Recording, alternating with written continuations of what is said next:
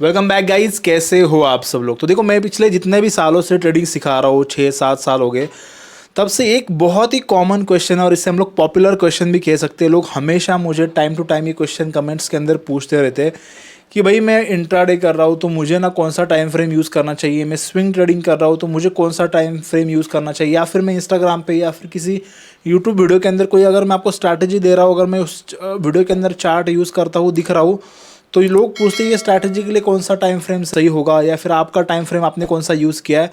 तो ये मुझे लगता है कि बहुत ही ज़्यादा पॉपुलर क्वेश्चन है। मुझे लगा इसके बारे में एक डिटेल्ड वीडियो बनाना चाहिए। अगर आप जो है कैसा आपका अप्रोच होना चाहिए जब आप ट्रेड लेते हो, अगर आप स्विंग के लिए ट्रेड लेने जा रहे हो तो आपका क्या अप्रोच होना चाहिए, एंड अगर आप जो इंट्राडे के लिए ट्रेड ले रहे हो तो आपका फिर क्या अप्रोच होना चाहिए। तो सबसे पहले हम लोग डिस्कस करेंगे स्विंग के लिए आपको कैसा टाइम फ्रेम देखना है, क्या अप्रोच होना चाहिए, और उसके बाद हम लोग जो इंट्राडे पर्पज से भी टाइम फ्रेम को देखेंगे कैसे आपका जो है अप्रोच होना चाहिए। तो हमारा क्या है, रिवर्स इंजीनियरिंग करना है बेसिकली। आपको टाइम फ्रेम कैसे देखना है। देखो, अगर आपको स्विंग ट्रेडिंग देखना है तो आपका आइडियल टाइम फ्रेम होना चाहिए 1 डे, राइट। तो अगर आपका ideal time frame 1 day, but आप जो उस पर्टिकुलर टाइम फ्रेम के अंदर ट्रेड लोगे, बट उस पर्टिकुलर टाइम फ्रेम के अंदर आप एनालिसिस नहीं करोगे, आपका टॉप टू बॉटम अप्रोच होना चाहिए। तो सबसे पहला टाइम फ्रेम आप देखोगे हायर टाइम फ्रेम, उसके बाद हम लोग जो लोअर टाइम फ्रेम के अंदर आएंगे, और फिर आप जो है लास्ट में डिसाइड करोगे कहाँ पर जाना है, किस डायरेक्शन में ट्रेड लेना है। जैसे कि फॉर एग्जांपल आपको सबसे पहले, अगर आप जो स्विंग ट्रेडिंग कर रहे हो तो सबसे पहले आपको जो है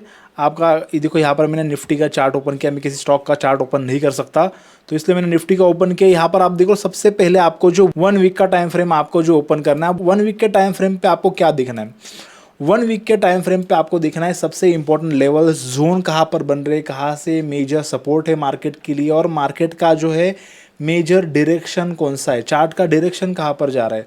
सो जैसे कि अगर आप यहाँ पर देखो तो हमें ये समझ में आ रहा है कि ये एक बहुत ही इंपॉर्टेंट जोन है जहाँ से मार्केट ने हमेशा से बाउंस बैक किया है लॉन्गर टाइम से, ये जो बहुत ही स्ट्रॉन्ग सपोर्ट है, राइट। उसके बाद यहाँ पर हमें और एक चीज़ दिख रही है जो कि पिछले 6 महीनों से जो है निफ्टी जो नीचे गिर रहा है, तो इन पर्टिकुलर ट्रेंड लाइंस को भी हम लोग जो है आइडेंटिफाई करके उन्हें ड्रॉ कर देंगे कुछ इस तरीके से,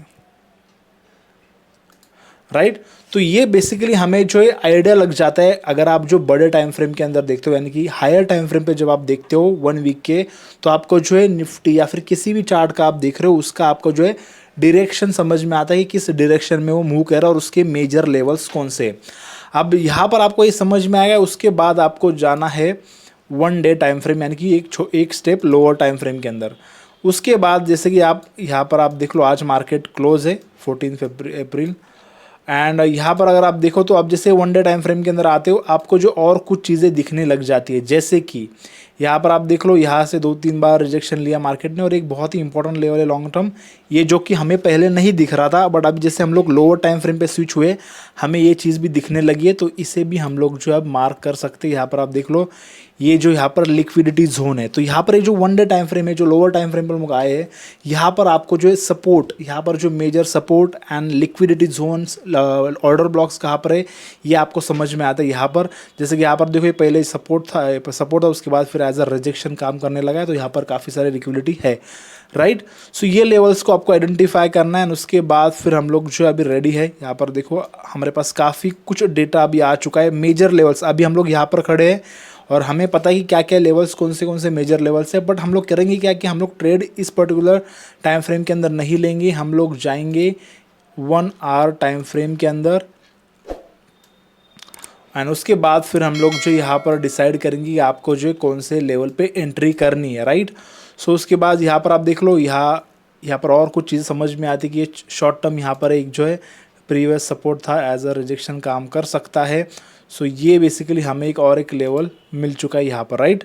सो ये जो पहले आपको नहीं दिख रहे थे, बट आप छोटे टाइम फ्रेम पे जब आप शिफ्ट होते हो तो आपको ये सारी छोटी छोटी micro level support and resistance देखने मिल जाते।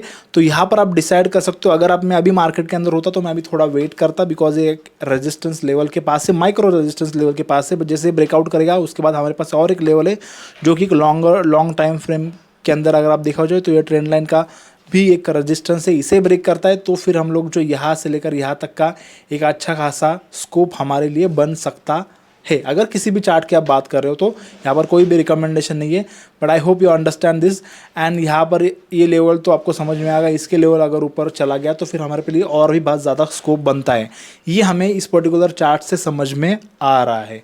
वैसे ही यहाँ पर आपको ये समझ में आया कि कैसे फिर अगर समझो मान लो फॉर एग्जाम्पल आप यहाँ पर इसके बाद अगर आप ट्रेड लेते हो तो कितना स्कोप है, क्या हमें ये भी पता चलता है कि कितना स्कोप है हमारे लिए प्रॉफिट बनाने का। तो यहाँ पर देखो यहाँ तक ये जो रिसेंट रेजिस्टेंस है तो भी अगर आप देखो तो भी 3-4% यहाँ पर बन सकता है। एंड अगर इस लेवल से ऊपर चला जाए तो फिर नियरेस्ट कोई भी बड़ी लेवल नहीं है, फिर उसके बाद एक अच्छा खासा होल्ड आप रख सकते हो। अगर ऊपर की तरफ ब्रेक करता है तो फिर तो कोई बात ही नहीं है, वो फिर अगेन बहुत अच्छे लेवल तक ऊपर जा सकता है।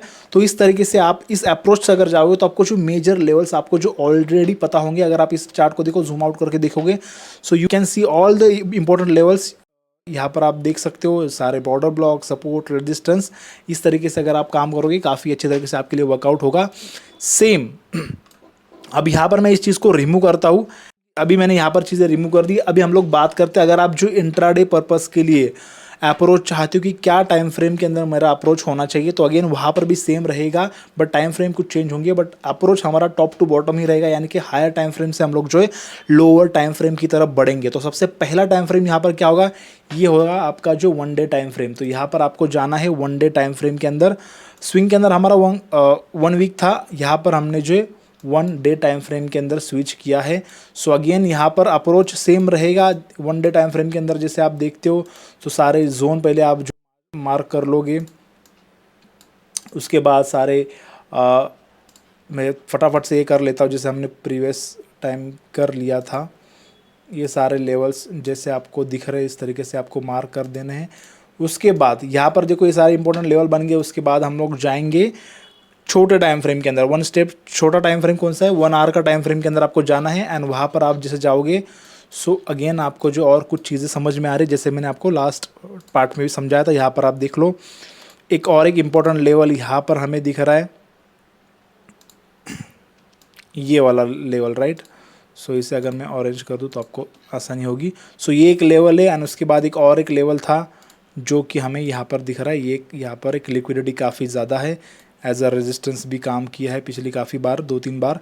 सो ये काफ़ी इंपॉर्टेंट लेवल हो गया। उसके बाद अभी यहाँ पर ये आपका काम हो गया, काफ़ी सारी चीज़ें आपके लिए आसान कर दी। अभी आपको जो और एक छोटे टाइम फ्रेम के अंदर स्विच करना है जो कि है 5 मिनट टाइम फ्रेम। तो जैसे हम लोग 5 मिनट टाइम फ्रेम के अंदर आते हैं यहाँ पर कुछ चीज़ें बदल जाती है। देखो जैसे 5 मिनट टाइम फ्रेम के अंदर आते हो, ऑब्वियसली हम लोग चार्ट को पहले जूम इन कर लेते हैं।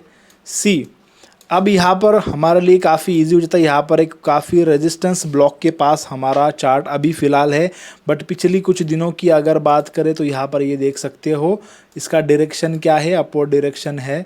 सो ये आपको पता लग जा रहा है।